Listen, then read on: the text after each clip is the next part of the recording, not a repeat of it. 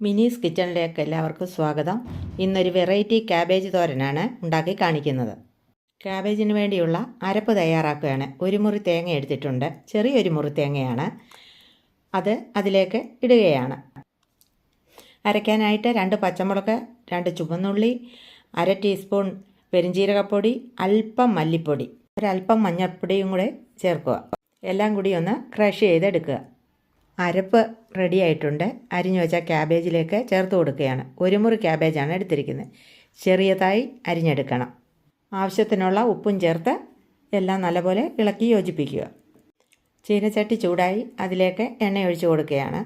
കടുകും ഇട്ട് വറ്റൽമുളകും ഇട്ട് കറിവേപ്പിലയും ഇട്ട് അതിലേക്ക് ക്യാബേജും ചേർത്ത് കൊടുത്ത് ഇളക്കി യോജിപ്പിക്കുകയാണ്. അല്പം പോലും വെള്ളം ചേർക്കണ്ട. ചെറുതീയിലിട്ട് വേവിച്ചെടുക്കണം. ഇളക്കി യോജിപ്പിച്ച് പതുക്കെ സമയമെടുത്ത് വേവിച്ചെടുക്കണം. ക്യാബേജ്